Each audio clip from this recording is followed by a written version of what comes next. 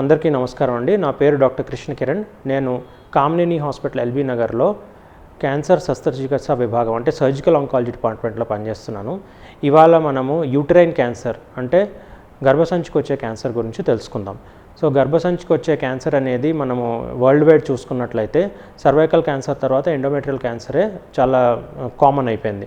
దీనికి మెయిన్ ప్రధాన కారణం ఏంటంటే వెస్టర్న్ లైఫ్ స్టైల్, అంటే ల్యాక్ ఆఫ్ ఎక్సర్సైజ్, ఊబకాయము, ఒబెసిటీ ఉండడం, at the same time hyper tension, రక్తపోటు, ఇంకా డయాబెటీస్, మధుమేహం, ఇవి ఉన్న వాళ్ళకి క్రమేణా రిస్క్ ఫ్యాక్టర్స్ ఎక్కువ అవుతున్న కొద్దీ హైపర్ ఈస్ట్రోజెనిక్ స్టేట్, అంటే ఈస్ట్రోజన్ అనే హార్మోన్ బాడీలో ఎక్కువ ప్రొడ్యూస్ అయ్యి అది యూట్రస్ తాలూకు ఇన్నర్ లైనింగ్ని స్టిమ్యులేట్ చేసి అది క్యాన్సర్గా మారడానికి దోహదపడుతుంది. సో ఇలాంటి క్యాన్సర్స్ యూజువల్గా 40 సంవత్సరాలు పైబడిన వాళ్ళకి డిటెక్ట్ అవుతాయి. సో ఎస్పెషలీ మెనోపాజ్ వచ్చే టైంకి, అంటే పీరియడ్స్ ఆగిపోయే టైంకి ఈ క్యాన్సర్స్ డిటెక్ట్ అవటం, పోస్ట్ మెనోపాజల్ అంటే 50 సంవత్సరాలు 60 సంవత్సరాలు దాటిన వాళ్ళకు కూడా ఈ క్యాన్సర్స్ డిటెక్ట్ అవుతాయి.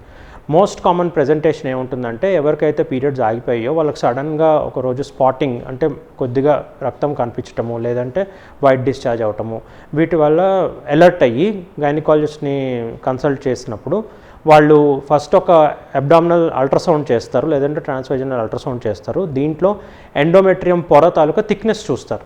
యూజువల్గా పోస్ట్ మెనోపాజల్ ఫీమేల్స్లో 4 mm 4 mm కంటే ఎక్కువ ఉంటే అది అబ్నార్మల్.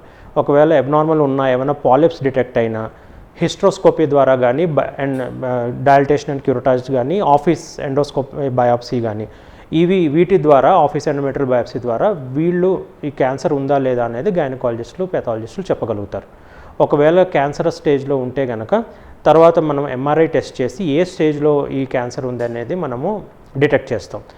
ఫస్ట్ స్టేజ్, సెకండ్ స్టేజ్లో దీనికి సర్జరీ ద్వారా పూర్తిగా మనం దీన్ని నయం చేయొచ్చు. సో సర్జరీలో ఏం చేస్తామంటే గర్భసంచి, ఓవరీస్, ట్యూబ్స్ ఇవి రిమూవ్ చేసి, డ్రైనింగ్ లింఫ్ నోడ్స్ కూడా రిమూవ్ చేసి దాన్ని బట్టి స్టేజ్ అనేది మనం చెప్తాం.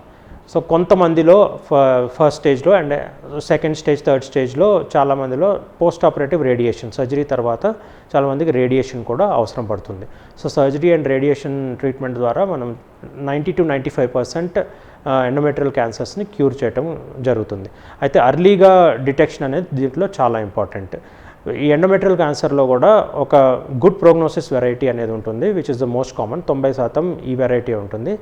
ఈ వెరైటీలో ట్రీట్మెంట్ కూడా సింపుల్గా ఉంటుంది, రిజల్ట్స్ కూడా బాగుంటాయి. Second variety is non endometrioid variety. దాంట్లో కొంచెం మనం ఏంటంటే కీమోథెరపీ అది కూడా వచ్చి అగ్రెసివ్ ట్రీట్మెంట్ ఇచ్చి వీళ్ళని కూడా అర్లీ స్టేజెస్లో క్యూర్ చేయడం జరుగుతుంది. సో టేక్ హోమ్ మెసేజ్ అంటే నేను చెప్పదలుచుకుంది ఏంటంటే ఎవరికైతే పీరియడ్స్ ఆగిపోతాయి వాళ్ళలో కనుక స్పాటింగ్ కానీ, బ్లీడింగ్ కానీ డిటెక్ట్ అయితే దాన్ని నెగ్లెక్ట్ చేయకుండా వెంటనే గైనకాలజిస్ట్ దగ్గరికి వెళ్తే యూట్రైన్ క్యాన్సర్ అనేది ఫస్ట్ స్టేజ్లో డయాగ్నోస్ చేసి దాన్ని పూర్తిగా క్యూర్ చేసే అవకాశం ఉంటుందండి. Thank you.